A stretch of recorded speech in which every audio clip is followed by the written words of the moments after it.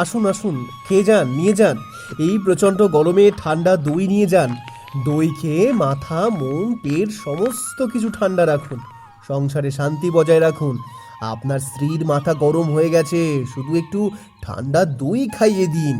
তারপর দেখুন সারা দিন আপনার কেমন ভালো যায়। আসুন আসুন আসুন, নিয়ে যান, নিয়ে যান। আরে কাকা, দই কত করে গো? আমাকে দাও দেখি। দাদু আমাকে পাঠালো। দই 10 টাকা থেকে শুরু। তা তোকে কটা দেব? কটা দই নিবি তুই? আপাতত একটাই দাও, বেশি পয়সা আনিনি।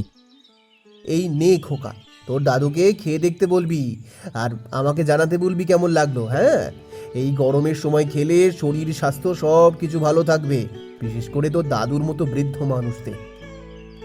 বাবা, হাতে নিয়ে ঠান্ডা লাগছে গো। এত ঠান্ডা এরকম গরমের মধ্যে আছে কি করে দইগুলো? এটাই তো মজা। এইসব রহস্য সবাইকে বলা যাবে না। তোমরা শুধু খেয়েই যাও, আর আমিও তোমাদের জন্য ঠান্ডা ঠান্ডা দই নিয়ে আসি। ব্যাস।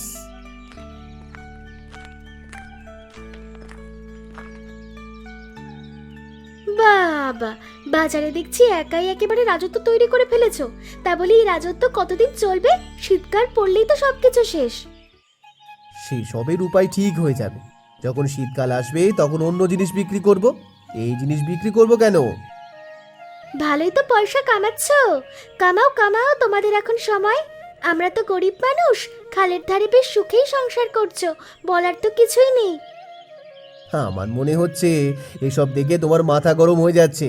তুমি বরং একটা দই বিনামূল্যে খেয়ে যাও, তাতে যদি মাথাটা একটু ঠান্ডা হয়। না বাপু, এসব ফালতু জিনিস খাবার আমার সময় নেই। আমি চললাম, যত সব।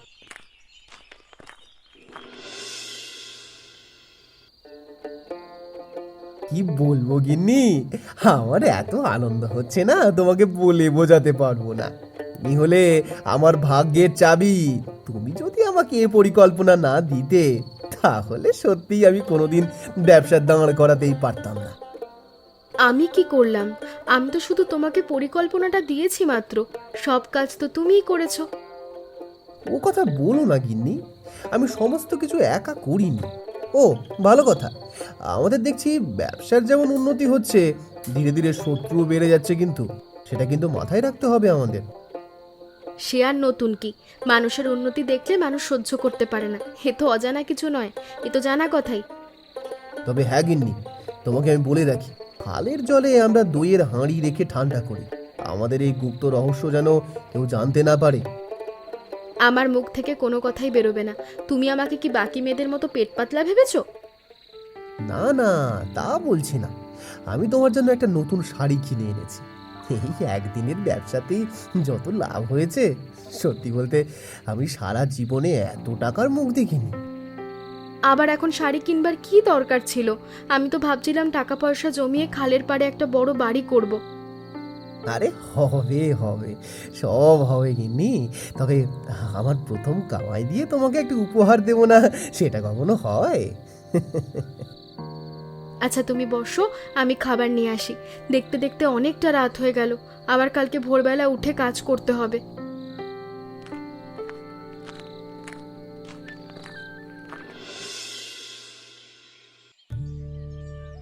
প্রণাম নেবেন বাবু।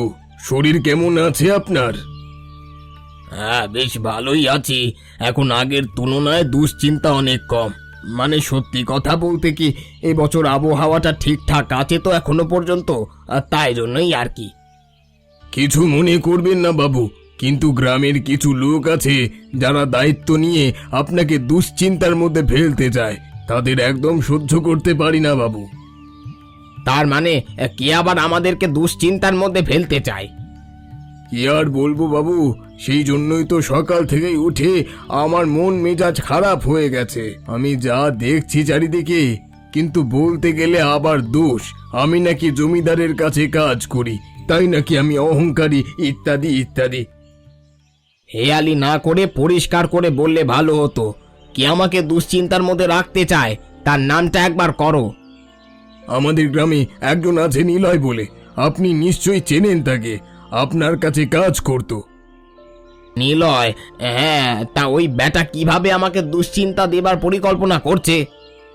পরিকল্পনা কি বলছেন বাবু, একেবারে কাজে নেমে পড়েছে। আমি তো সেসব দেখেই থাকতে পারলাম না, তাই জন্য আপনার কাছে এলাম। তা সে ব্যাটা কি গ্রামের দলবাজি করে আমার ক্ষতি করবার চেষ্টা করছে নাকি? না বাবু, ও ব্যবসা করে আপনাকে টেক্কা দিতে চাইছে। এই গরমের সময় দইয়ের ব্যবসা খুলেছে।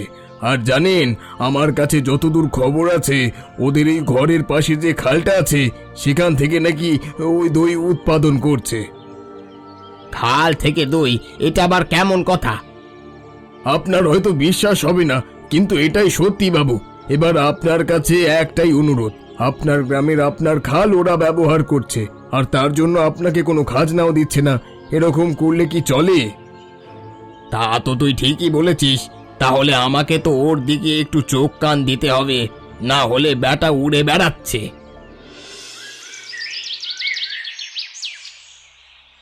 আজকে বেশি দিলে না কেন গিন্নি? কালকে তো বেশি করে পাত্র নিয়ে গিয়েছিলাম, আর তেমন লাভ হয়েছিল। না না, আজকে বেশি কিছু নিয়ে যেতে হবে না, তাহলে আবার লোকের চোখ লাগবে। সব সময় লোককে সব জিনিস দেখাতে নেই। কিন্তু যদি মারামারি লেগে যায় বাজারের মধ্যে, তাহলে তো অসুবিধা। তখন আমি কি করব? জানো তো, সব সময় মানুষের আশা পূরণ করতে নেই, তাহলে মানুষ পেয়ে বসে। ব্যবসায় সব থেকে বড় জিনিস হচ্ছে চাহিদা বাড়ানো। আর যদি একদিন কম একদিন বেশি জিনিস নিয়ে গিয়ে চাহিদা বাড়াও, তাহলে তোমার ক্ষতি হবে না। তুমি ঠিকই বলেছ। সত্যি তোমার মাথায় যে কত বুদ্ধি। আরে নিলয় বাবা, তুমি কি বাজারে বের হচ্ছ নাকি? আরে হরিপদ কাকা যে, এসো এসো। কতদিন বাদে আমার বাড়িতে এলে। তা কি ব্যাপার? কালকে তো তোমার নাতি আমার কাছ থেকে দই কিনে নিয়ে গেল।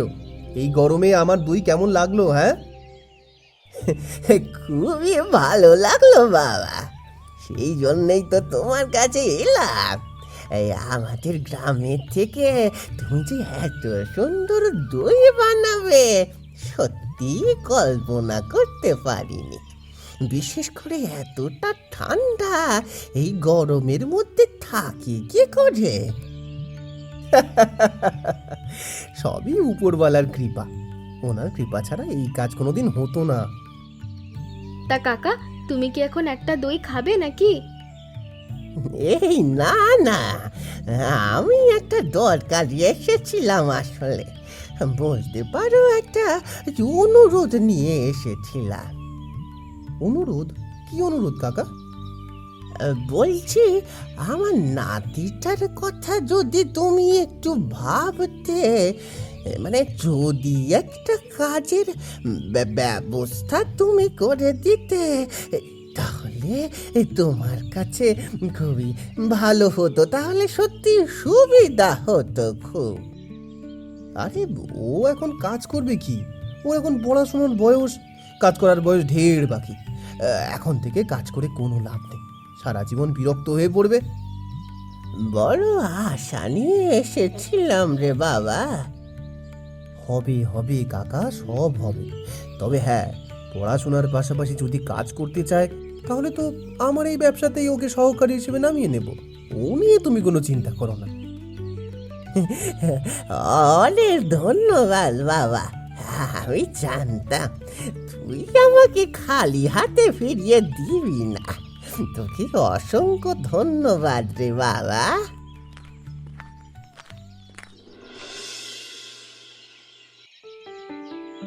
এই নাও ধরো, এই টাকাগুলো রাখো। না মানে এতগুলো টাকা নিয়ে আমি কি করব? কেন, তোমার কি টাকার প্রয়োজন নেই? তাহলে থাক, নিতে হবে না। না সেটা বলিনি, কিন্তু মানে কোথাও কোনো কাজ করলাম না, শুধু শুধু এতগুলো টাকা, মানে আমাকে কি করতে হবে? সেটা আমি বলছি, অত চিন্তা করতে হবে না, আগে টাকাগুলো নাও। এবার একটা কথা বলো দেখি, ওই যে খালপাড়ে কমলাদের বাড়ি, ওদের যে বড় ব্যবসা একটা শুরু করে ফেললো ওরা, এই ব্যবসাটা তুমি কেমন ভাবে নিচ্ছ? ওদেরকে তো আমি দু চোখে সহ্য করতে পারি না, দেখলেই বিরক্ত লাগে। এর আগের দিন বাজারে গিয়ে ভালো করে কথা শুনিয়ে এসেছি। সেটা আমি জানি, সেই কারণেই তো তোমাকে টাকাগুলো দেওয়া। এবার কাজের কথায় আসি। কি করতে হবে আমাকে? এদের পেছনে লাগতে হবে, উঠতে বসতে চ্যাটাং চ্যাটাং করে কথা শোনাতে হবে, ওদের এমন হাল করে দিতে হবে যাতে ওরা মনে মনে এটা ভেবে নেয় যে ব্যবসা করে ওরা ভুল করে ফেলেছে। ও, আপনি তার জন্য আমাকে টাকা দিলেন? তাহলে তো আমি এই কাজ করতে রাজি আছি। ওদের ক্ষতি আমিও দেখতে চাই। আমি থাকতে এত বড় ব্যবসা করবে সেটা আমি কিছুতেই মানতে পারবো না। এই তো সাবাস, তুমি কাজ চালিয়ে যাও, তোমাকে ঠিক সময় পয়সা আমি দিয়ে দেব, খাওয়া পড়ার অভাব হবে না তোমাদের, তোমার ছোট মেয়েটাকে নিয়ে আরামসে থাকতে পারবে। কি বদমাইশ লোক, মাকে টাকার লোভ দেখিয়ে খারাপ কাজ করাচ্ছে। সুযোগ পেলে আমি কাকিমাকে সব বলে দেব, তবু এদের বদমাইশ আমি সহ্য করব না।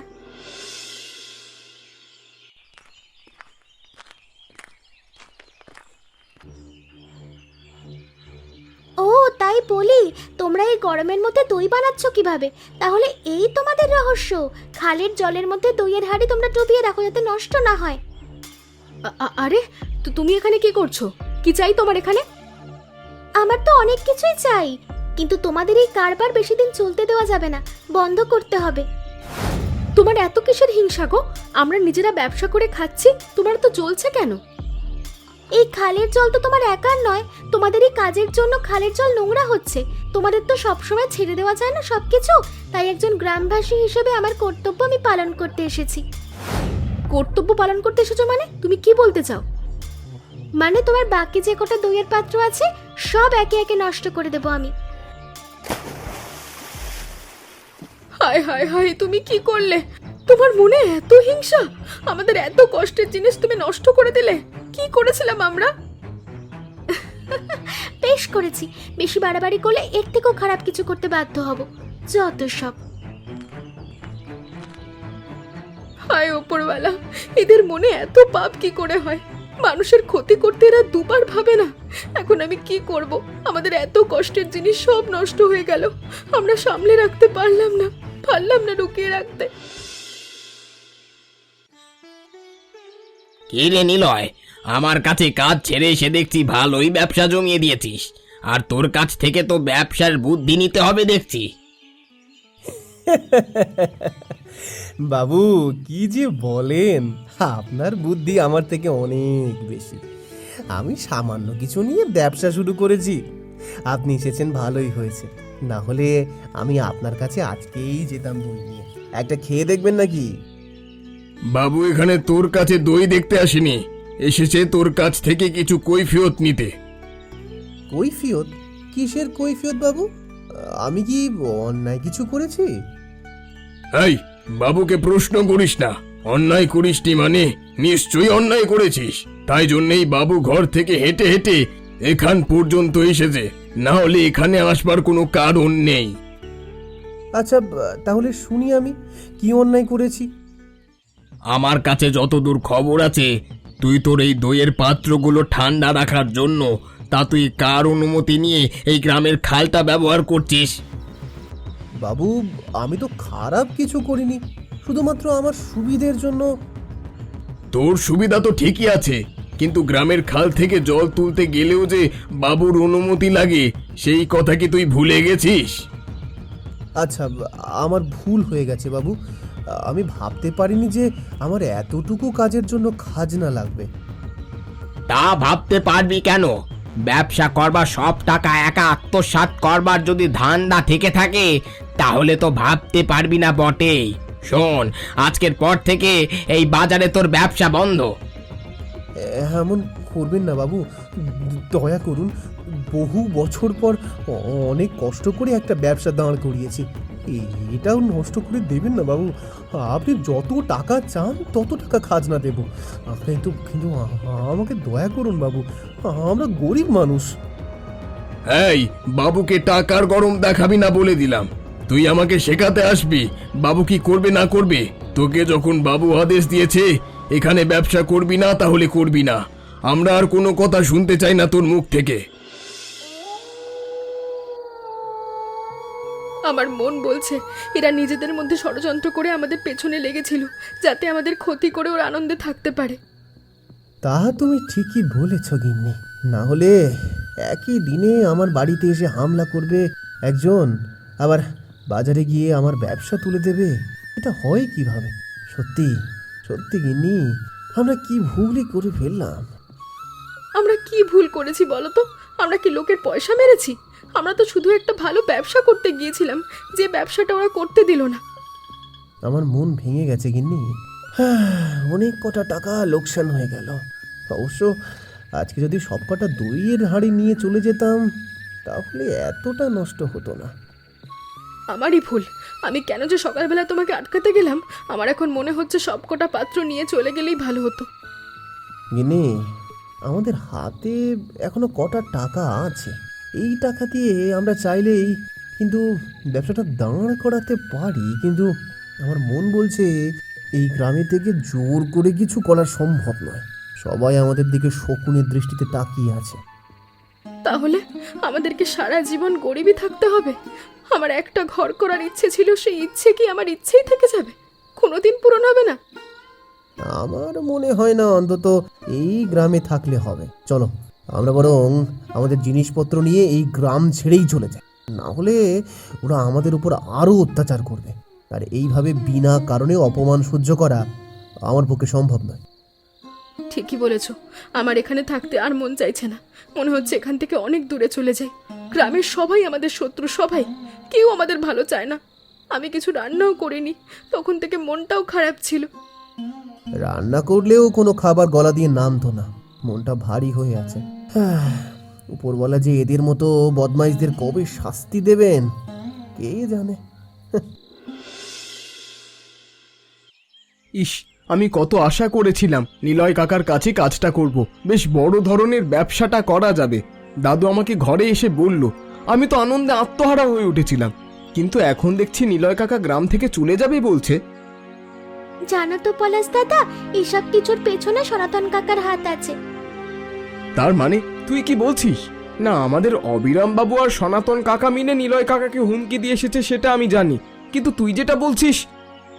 কালকেই কাকা আমাদের বাড়িতে গিয়েছিল, আমার মাকে কটা টাকা ঘুষ দিয়ে আসে। টাকার লোভে পড়ে মা কাজ করে খারাপ, ওদের বাড়িতে গিয়ে সব দইয়ের পাত্র নষ্ট করে দেয়।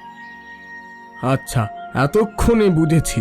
তার মানে ওই সনাতনের খুব হিংসে হয়েছে আমাদের কাকার প্রতি।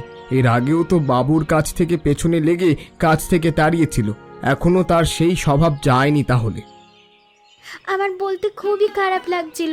আমি ভেবেছিলাম কাকা আর কাকিমার কাছে গিয়ে সব বলে দিয়ে আসবো, কিন্তু সাহস হয়নি। তুই আমাকে কথাটা বলে ভালোই করেছিস। আমি এখন দেখছি এদের ব্যবস্থা করা যায় কিনা। সমস্ত গ্রামবাসীদেরকে ডেকে এই কথা বলতে হবে। তার আগে আমার দাদুকে শোনাতে হবে। কোনো মতেই নিলয় কাকা আর কাকিমাকে গ্রাম থেকে চলে যেতে দেওয়া যাবে না। আরে সনাতন কাকা, ও কাকা, ঘর থেকে বেরিয়ে এসো। আরে আরাম করে ঘুমালে হবে। কিরে পলাশ নাকি? এ কি ব্যাপার, হঠাৎ করে ডাকাডাকি করছিস যে? কি হয়েছে কি? আরে তুমি এখানে আরাম করে ঘুমাচ্ছ, আর ওদিকে তো আর এক কাণ্ড ঘটতে চলেছে, তাই তোমাকে সংবাদ দিতে এলাম। কাণ্ড ঘটতে চলেছে? এ কিসের কাণ্ডের কথা বলছিস? কিসের কাণ্ড মানে? তুমি যাকে কালকে ব্যবসা বন্ধ করে দিয়ে চলে এলে, আজকে সে আবার তোমাদের কথা অমান্য করে দই পাততে বসেছে ওই খালের জলে। তার মানে এত বড় সাহস, আমার কথা অমান্য করে সব কাণ্ড করেছে? আমি ওকে ছেড়ে কথা বলবো না। হ্যাঁ হ্যাঁ, করছে বলেই তো তোমাকে কথাটা বলতে এলাম। আমি তোমার সাথে থাকলে আমি জীবনে উন্নতি করতে পারবো, তাই জন্যই তোমার ভালো মানে বুঝতে পারছি। তোর মতো ছেলেকেই দরকার। যাক, তোর মাথায় তাহলে বুদ্ধি আছে। চল আমার সাথে একবার গিয়ে দেখে আসি। আজকে ওদের ধ্যাসটামো একদম বন্ধ করে দেব।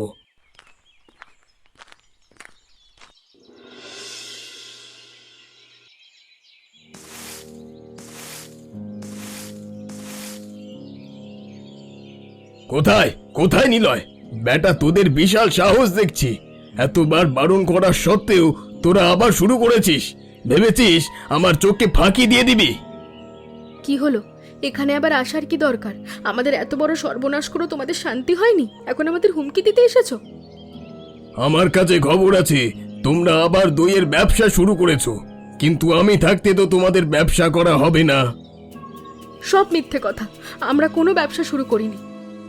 কাকা, তুমি এখনো দাঁড়িয়ে কি করছো? খালের পাড়ে চলো। ওরা দইগুলোকে একেবারে খালের জলের নিচে ডুবিয়ে রেখেছে যাতে বেশি ঠান্ডা থাকে। তাই নাকি? আমাদের চোখ থেকে আড়াল করার জন্য এত বড় ষড়যন্ত্র।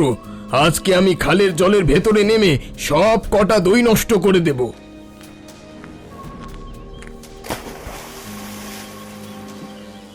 একে রে, কোথায় দইয়ের পাত্র? আমি তো এখানে কিছুই খুঁজে পাচ্ছি না। আমি কি শুধু শুধু এখানে ঝাঁপ দিলাম? কেমন মজা! তোমাকে আমরা কেমন জলে ফেললাম। তবে রে বেটা, আমার সাথে দুশ্মনী? আমি তোকে ছেড়ে কথা বলবো না, তোকে শেষ করে ফেলবো।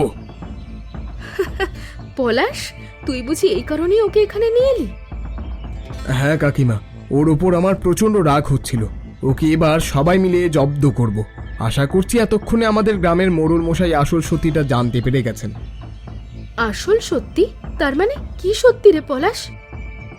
এটাই যে কিভাবে সনাতন কাকা পরিকল্পনা করে তোমাদের পেছনে লাগবার চেষ্টা করেছিল। তাই নাকি? তাহলে আমি ঠিকই ভেবেছিলাম এসব কিছু ষড়যন্ত্র ছিল। ভাগ্যিস পার্বতী কাকিমার মেয়ে রানী নিজের চোখে সমস্ত ঘটনা দেখে ফেলেছিল, না হলে তো এত কিছু হতো না। এই যে সনাতন কাকা, জল থেকে উঠে এসো। এবার মনে হচ্ছে মোড়ল মশাইয়ের ডাক পড়লো। কি বলছো কি তোমরা? সনাতন তাহলে পরিকল্পনা করে এসব কাজ করেছে, আর তার মধ্যে আমিও জড়িয়ে পড়েছিলাম। বাবু, আমি নিজের চোখে সব ঘটনা দেখেছিলাম। আমার মায়ের হাতে অনেক টাকা দিয়েছিল, আর এসব কথা বলছিল যে কি কি করতে হবে। আমরা গরিব তো, তাই জন্য অতগুলো টাকা দেখে লোভ সামলাতে পারিনি। বুঝতে পেরেছি, আমাকে এইভাবে ব্যবহার করলো সনাতন। আমি কল্পনাও করতে পারছি না এই বদমাশটাকে আর গ্রামে রাখা যাবে না। নিজেকে বেশি চালাক ভেবে ফেলেছিল। কিন্তু নিলয় কাকা আর কাকিমা গ্রাম ছেড়ে চলে যাবে বলছে, তার জন্য ওরা সব তোড়জোড় করছে। না না, আমি থাকতে এরকম কোনোদিন হতে পারে না।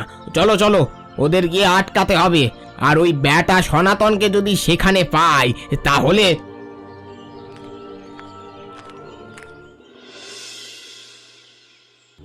আমাকে ক্ষমা করে দিন বাবু, আমার বহুত বড় ভুল হয়ে গেছে। আমি আর কোনোদিন এরকম কাজ করব না, দয়া করুন বাবু। এই গাধা, এই তুই তাহলে এতদিন আমাদের বোকা বানিয়ে নিজের স্বার্থ গুছিয়ে নিচ্ছিলিস, আর তুই তাহলে পরিকল্পনা করে নিলয়কে আমার ওখান থেকে কাজ থেকে বের করে দিয়েছিলিস? হ্যাঁ বাবু, এটাই সত্যি। আমি সেদিন সব কিছু জেনেও চুপ ছিলাম। আপনার মুখের ওপর কথা বলতে পারেননি বাবু। ছি ছি ছি ছি ছি ছি, আজকে যদি রানী নিজের চোখে সমস্ত ব্যাপারটা না দেখতো তাহলে তো সত্যি আমার অনেক বড় ভুল হয়েছে। এই সনাতনকে আজকে আমি গ্রাম থেকে বার করে দেব, আর তোমরা নিলয় নিজেদের ব্যবসা আবার শুরু করো। আমি তোমাকে সাহায্য করব, কোনো চিন্তা করো না। বাবু দয়া করুন, একবার আমাকে ক্ষমা করে দিন। আর কোনোদিন আমি এই ভুল কাজ করব না। তোকে ক্ষমা করা যায় না। ক্ষমা করতে পারি যদি এই গ্রাম থেকে বেরিয়ে 1 বছরের মধ্যে এই গ্রামে ব্যবসার জন্য একটা বড় কিছু ব্যবস্থা করতে পারিস তাহলে। আমার দ্বারা এসব হবে না বাবু, আমাকে ক্ষমা করে দিন। তাহলে তোমারও আর এই গ্রামে থাকা হলো না বাবু, আমাকেও ক্ষমা করে দিও। নিলয়ের মতো দূর দূরান্তে ব্যবসার নাম ছড়াতে হবে, এই গ্রামের নাম ছড়াতে হবে, তবেই তো আমাদের উন্নতি হবে। আর হ্যাঁ, এমনই মজার মজার গল্প দেখতে আমাদের চ্যানেলটিকে সাবস্ক্রাইব করতে ভুলবে না।